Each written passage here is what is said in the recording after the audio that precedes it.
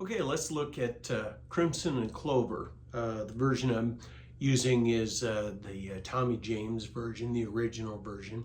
It's in the key of B, and it modulates up to the key of C for the last verse.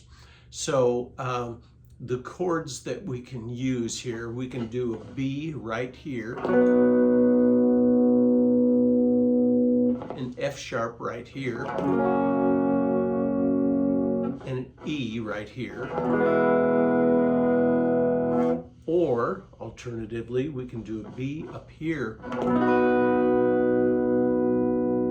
Here's our F sharp. Here's our E. So it just kind of depends on which you like better, whether you like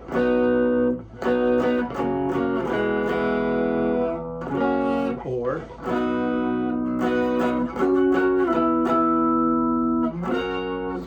if there are two of you playing the same song, maybe one plays the lower inversions and voicings, the other one plays the higher inversions and voicings.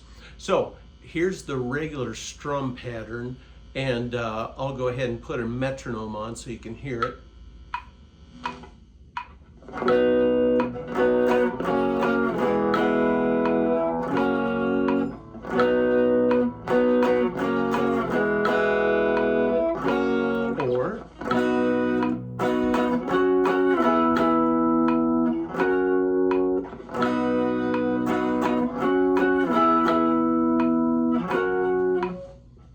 And that's what's going on during the verses.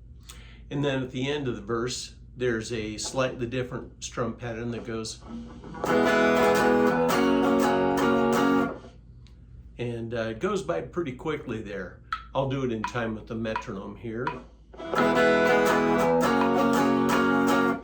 So it goes by pretty quickly. You go back to the regular strum pattern for verse 2. And then at the end of the second verse, you kind of extend that end of verse strum pattern so that you're doing twice as many E's and twice as many F's. So it's like this.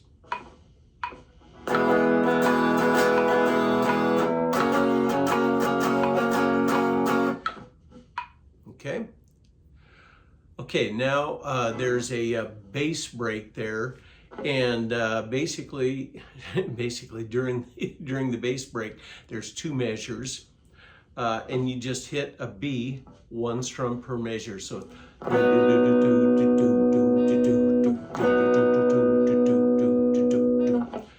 now for the instrumental break, this is probably the toughest part of the song, and I would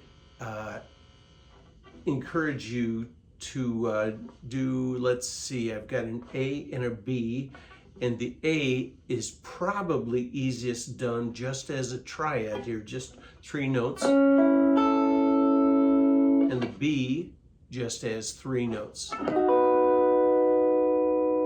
And the A slides up to the B without any picking, so it's like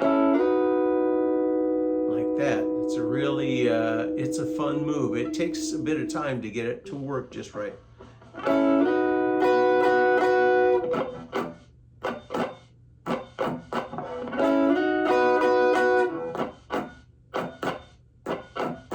So I'm doing muting on the on beats 3 and 4. So.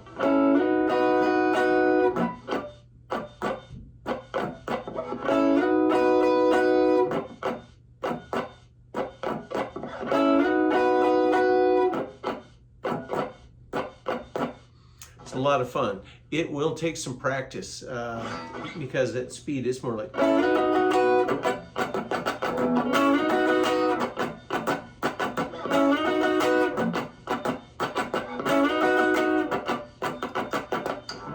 Pretty cool riff.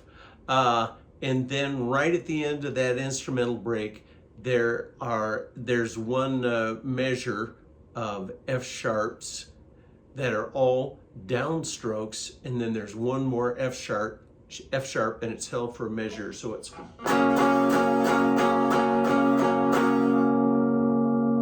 right? So 1 and 2 and 3 and 4 and 1, 2, 3, 4, and then we're back to our regular strum pattern for verse 3.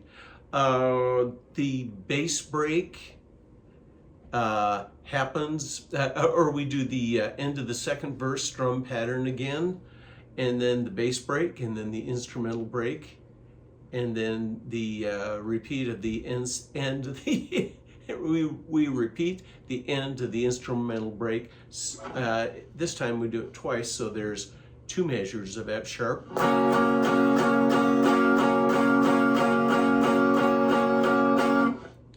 And then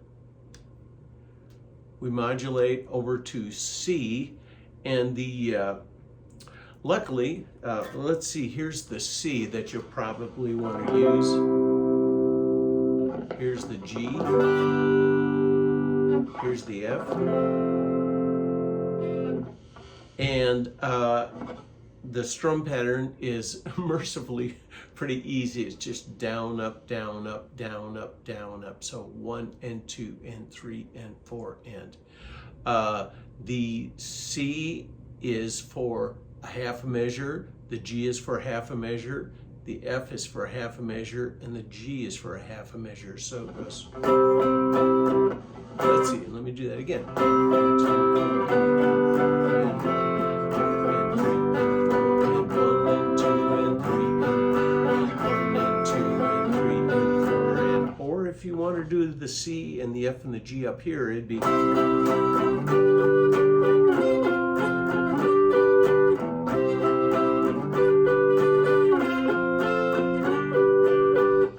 Is good up there, so I think if I were playing this song, I'd keep it down there,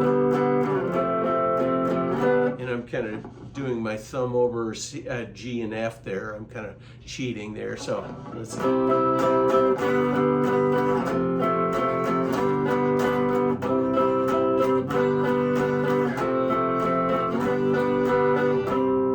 So all in all, quite a fun song. I never really realized how many different pieces and parts there were. Yeah, I'm so familiar with the song that I never thought about all the different pieces until somebody asked me to teach it. So anyway, thanks for watching. Hope this helps.